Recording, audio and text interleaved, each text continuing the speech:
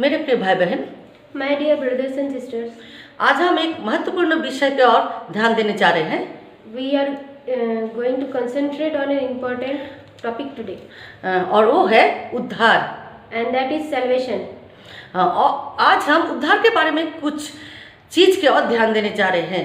And we are going to focus on some important things about salvation today. और अगर आप आज का वचन आप सही तरह से मेडिटेट करेंगे, सही तरह से अगर आज का वचन आप सुनेंगे तो आप उद्धार के बारे में बहुत कुछ सीख सकेंगे और अपने उद्धार को आप अपने जीवन का उद्धार के बारे में आप बहुत कुछ जान सकेंगे। If you listen to today's word carefully and meditate on that, then you will able to know about salvation many things and also learn about salvation many things. जो पहले जो बात मैं बोलने जा रही हूँ वो है हमारे पास एक शरीर है। The first thing I am going to tell is we have a body. और हमारे पास एक प्राण है और आत्मा है। And we have a soul and we have a life. हमारा जो शरीर है वो हमारा बाहर का हिस्सा है। The body we have is outer thing.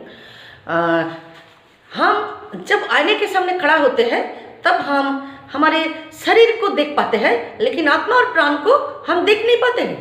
When we stand in front of a mirror, we can see our body, but we cannot see our soul and our inner thing. इसलिए हम शरीर को देख पाते हैं, इसलिए हम शरीर की ओर ज़्यादा ध्यान लगाते हैं। So, because we see our body, that's why we care for our body so much. और आत्मा को हम देख नहीं पाते हैं, इसलिए आत्मा की ओर हम ध्यान नहीं देते हैं। Because we cannot see our soul, so we do not care for our soul also. हमारा जो प्राण है, प्राण है इसलिए हम प्राणी हैं। Because we have life, then that's why we are living things. प्राण है इसलिए हम प्राणों के अंदर हमारा जो आनंद, हमारा जो दुख, हमारा जो परेशानी, सब कुछ हम महसूस करते हैं हमारे प्राणों के द्वारा। Because we are living things, that's why we feel, we understand, we experience through our life. और जो शरीर है वो शरीर हमारा बाहर का हिस्सा है। And our body is outermost thing. और जो हमारा आत्मा है वो आत्मा के द्वारा हम परमेश्वर को महसूस करते हैं। मेरे प्रिय भाई बहन, My dear brothers and sisters, परमेश्वर का लोगों से दुनिया का लोगों का यही एक बड़ा डिफरेंट है। the difference between the godly people and the worldly people is परमेश्वर का लोग जब जीवन में दुख आता है, मुसीबत आता है, when problems come in the lives of godly people, तो अपने प्राण को वो दुख देता है फास्टिंग के द्वारा, उपवास के द्वारा। they suffer through fasting and prayer. लेकिन दुनिया के लोग जब दुख होता है तो वो दुनिया के अंदर आनंद को ढूंढते हैं। But when worldly people suffer, they fall in problem, they search for the solution through worldly things. इसलिए परमेश्वर का लोगों को प्राण के दुख देना उसका एक जीवन का हिस्सा बन जाता है। So, godly people make fasting and prayer a part of their life. जब उसका जीवन में दुख आता है, मुसीबत आता है, तो वो उसका सहन का शक्ति इस जगह पर चले जाते हैं कि वो सब दुख और मुसीबत को सह सकते हैं। My dear brothers and sisters, इतने देर तक so far हम प्राण के विषय में सीख रहे थे, we were learning about our life. लेकिन अब हम आत्मा के विषय में सीखने जा रहे हैं। Now we will learn about our soul. परमेश्वर हमारे अंदर एक आत्मा दिया है। God has given us a soul. और इसलिए मनुष्य सारे सृष्टि के सबसे बड़ा सृष्टि है मनुष्य। So among the whole creation that God has made, the most beautiful creation is human beings. क्योंकि मनुष्य के अंदर आत्मा है। Because there is soul in man. लेकिन और कोई प्राणी के अंदर आत्मा नहीं, प्राण है लेकिन आत्मा नहीं है। And other living things don't have soul. They have life, but they don't have soul. हम आत्मा के द्वारा परमेश्वर के बारे में हम सोचते हैं। We can think about God through our soul. हम जैसे अपने शरीर के बारे में सोचते हैं, शरीर को अगर हम नहीं खाना देंगे तो शरीर नष्ट हो जाएगा। When we think of our body, if we don't give food to our body, we will die. इसी तरह अगर हम आत्मा को खाना नहीं देंगे, भोजन नहीं देंगे, तो आत्मा भी नाश हो जाएगा। In the same way, if we don't give food to our soul, then our soul will also die. मनुष्य अपनी आत्मा को खाना नहीं देते हैं, इसलिए मनुष्य के अंदर इतना अशांति, इतने प्रॉब्लम आत्मा के अंदर आते हैं। Because human beings don't give food, don't feed their soul, so there are so many problems in their lives. ये आत्मा का खाना क्या है? What is this food of soul?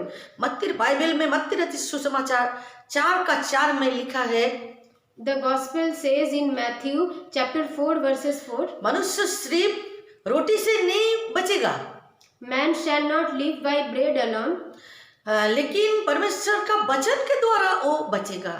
but by Jesus' every word.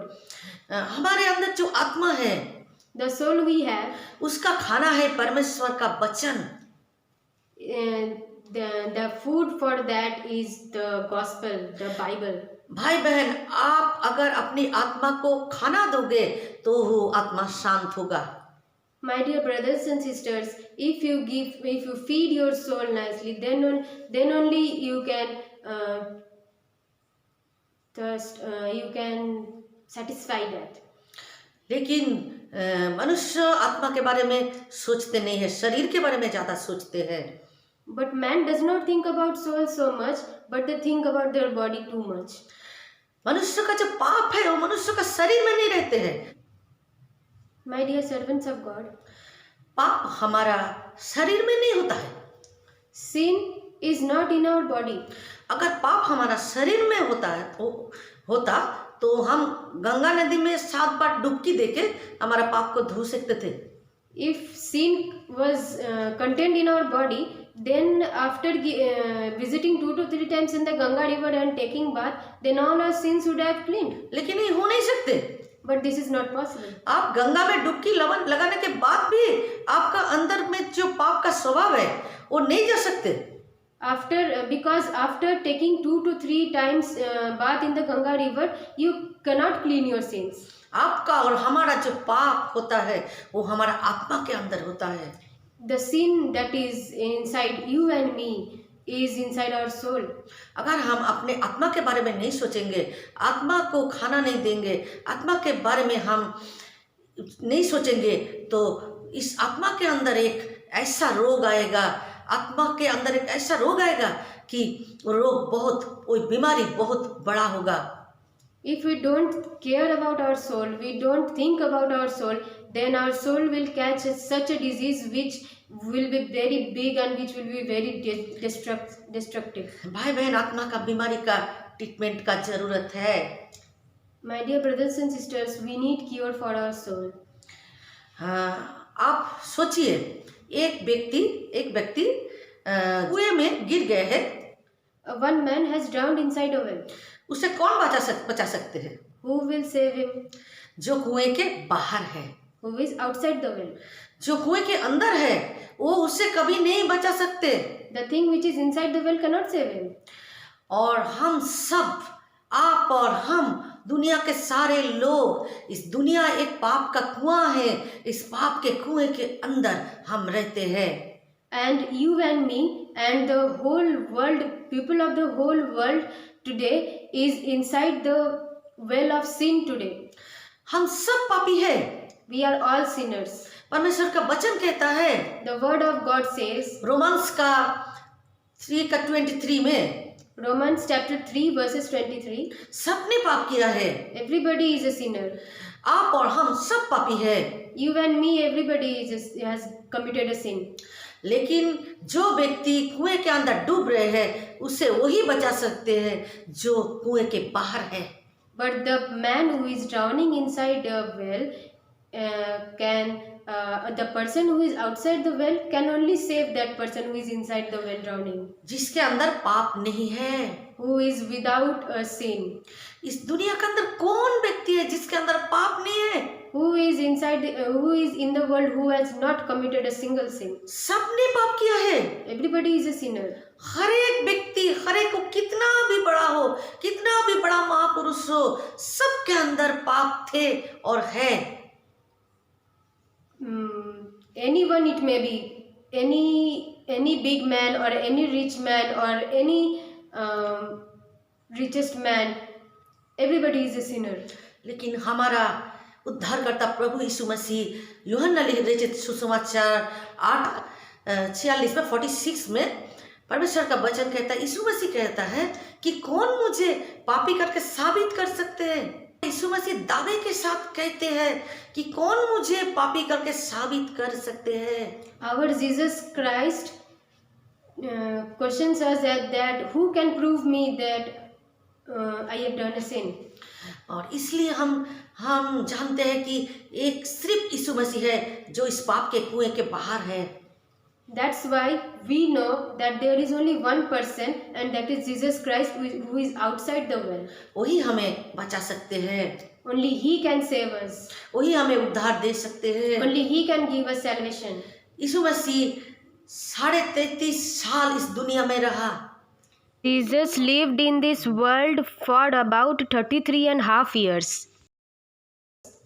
30 साल वो अपने माता पिता के साथ रहा 30 years he was with his parents. और बाकी टाइम वो सेवकाई में रहा। वो अंधे का आंखें के खोला, वो मृतक का उसने जीवन दिया। And the remaining years he was on his ministering work. He gave sight to blind. He cured the lame. लेकिन सिर्फ चंगाई करने के लिए और मिराकल करने के लिए प्रभु यीशु मसीह इस दुनिया में नहीं आया था। But Jesus Christ didn't came in this world only to cure and heal. अगर इसलिए वो दुनिया में आया था कि सिर्फ चंगाई करे तो स्वर्ग से भी ये कर सकते थे। If he would have came only for healing and curing, then he could have did this from heaven only. लेकिन वो दुनिया में इसलिए आया कि आपको और हमको, इस दुनिया के सारे लोगों को मूल्य देकर छुड़ाने के लिए, पाप और श्राप से छुड़ाने के लिए यीशु मसीह इस दुनिया में आया था। But he came to this world to free us from our sins and give us new life and salvation. इसलिए रोमांस 6:23 में लिखा है, That's why Romans chapter 6 verses 23 says, पाप का जो वेतन है वो मृत्यु है। The wages of sin is death. जो पाप करता है वो मरेगा। The man who sins will die. पाप का जो पनिशमेंट है वो है मृत्यु। The punishment of sin is death. जो पाप करेगा मृत्यु उसका जीवन में आएगा। Who will sin will die. यीशु मसीह हमारे पापों और श्रापों और बीमारी और गरीबी, हमारे सारे परेशानी, सारे रोगों को लेके यीशु मसीह क्रूस का ऊपर मर गया। Jesus Christ bore our sins, our every witchcraft, black magic and every kind of negative things, and he took it on the cross and died for us. यीशु मसीह अपने पापों के लिए नहीं मरा क्योंकि उसका जीवन में एक भी पाप उसने नहीं किया था। Jesus Christ didn't gave his life for us because not because he didn't sin. उसको इसलिए मरना पड़ा क्योंकि पाप का जो मजदूरी है वो मृत्यु है। वो हमारे पापों के लिए मरा, अपने पापों के लिए नहीं। He suffered death because the wages of sin is death, and because we don't suffer that, so Jesus took away our sufferings. लेकिन मृत्यु के 3 दिन बाद वो फिर से जिंदा हो गया। And Jesus Christ rose after 3 days. यीशु मसीह कैसे जिंदा हुआ? How did Jesus Christ rise? क्योंकि यीशु मसीह ने एक भी अपने जीवन में एक भी पाप नहीं किया था। Because the reason is Jesus Christ didn't sin a single sin in his life. जिसने पाप ही नहीं किया है उसका पनिशमेंट क्यों होगा? उसका पनिशमेंट क्यों होगा? If he has not committed a sin, then why he will get punishment. यीशु मसीह अपने जीवन में कोई पाप ही नहीं किया, इसलिए मृत्यु उसका पकड़ कर नहीं रख सका। Jesus Christ didn't commit a single sin in his life, so death cannot hold him. वो तीसरे दिन मृतकों में से जिंदा हो गया। He rose up from the dead on the third day. वो हमारा जिंदा खुदा है। He is our living God.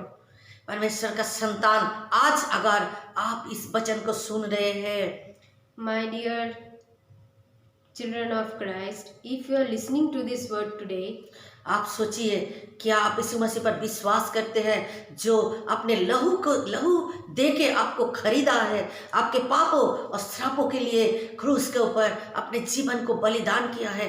क्या आप उस यीशु मसीह पर अपने विश्वास को लगा सकते हैं? do you believe in Jesus who bore your sins, who bore all your sufferings on the cross? Do you believe on him? वो एक जिंदा खुदा है। यीशु मसीह एक जिंदा परमेश्वर है। He is a living God. He is the Almighty God. अगर आप इसके बारे में और भी आपका अंदर क्वेश्चन होगा कि यीशु मसीह कैसे जिंदा हुआ, क्या प्रमाण है कि वो जिंदा खुदा है, तो अगर आप बताइए हमें, कमेंट सेक्शन में आप लिखिए, और हम सेकेंड जो वीडियो बनाएंगे उसमें हम बताएंगे यीशु मसीह को हम क्यों इतने दावे के साथ कह रहे हैं कि वो जिंदा खुदा है।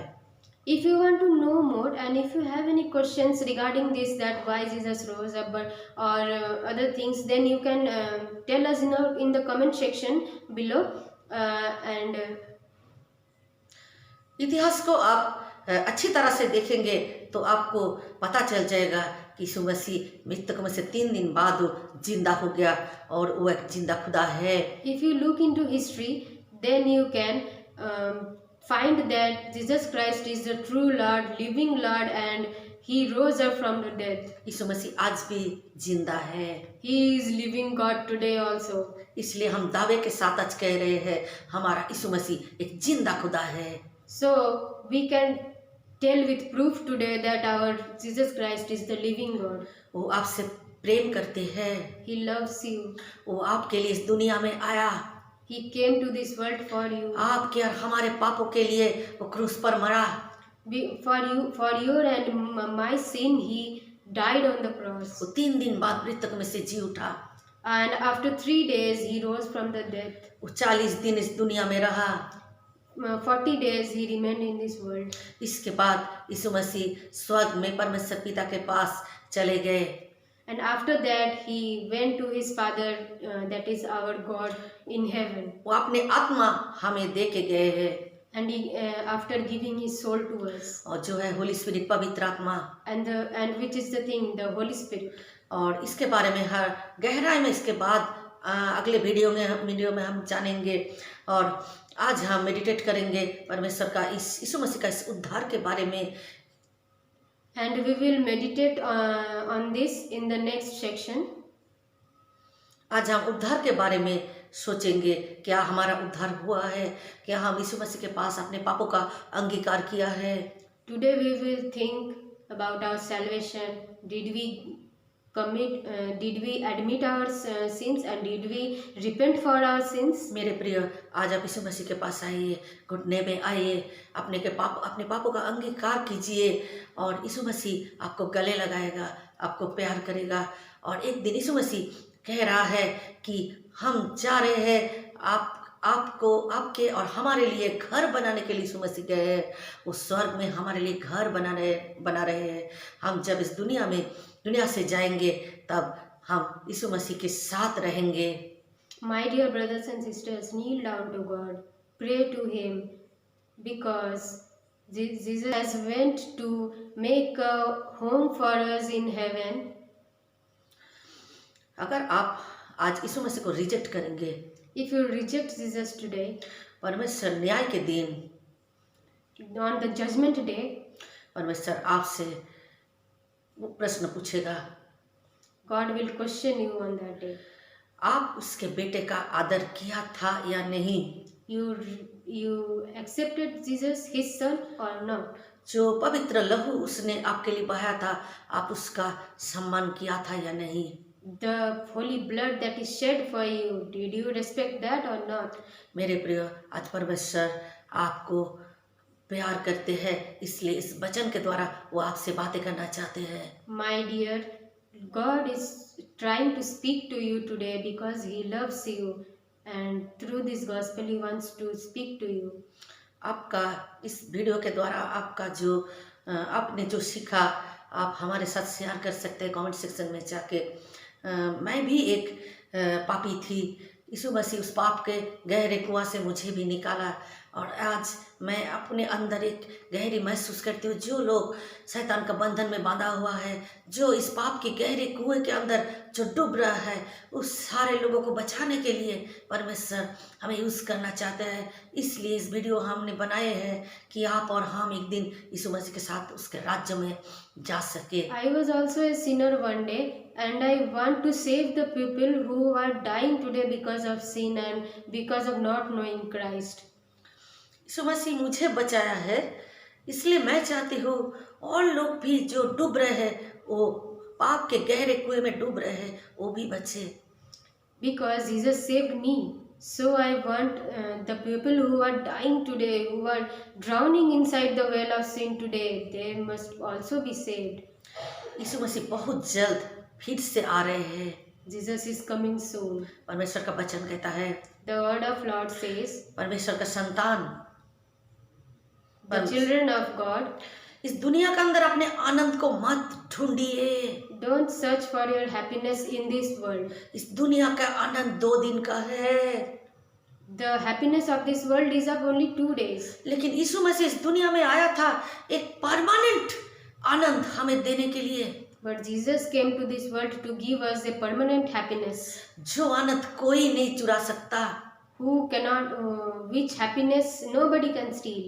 आइए अपने मनों को हम तैयार करें, आपके लिए हम प्रार्थना करना चाहते हैं। अब जहाँ भी हो अपनी आंखों को बंद कीजिए। Come prepare your souls and come to Lord and close your eyes.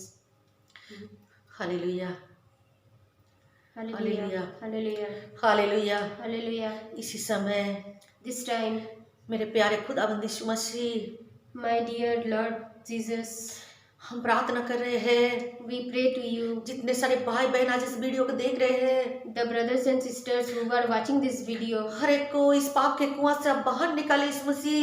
take everyone out of the well of sin today. आपके आने से पहले Before your coming, वो सारे लोग every person जो पाप के कुएं में डूब रहे हैं, who is inside the well of sin, वो आपको जान सके, आपके उद्धार को अपने जीवन में महसूस कर सके। may know you and achieve your salvation in their life. तेरा लहू बड़ा कीमती है प्रभु, तेरा लहू बड़ा कीमती है, क्योंकि उस लहू में जो ताकत है, जिससे में हम पाते हैं छुटकारा, क्योंकि उस लहू में जो ताकत है, जिससे में हम पाते हैं छुटकारा, तेरा लहू बड़ा कीमती है प्रभु, तेरा लहू बड़ा कीमती है। Thank you Jesus, Thank you. Thank you Jesus. Hallelujah, hallelujah, आमीन। Hallelujah.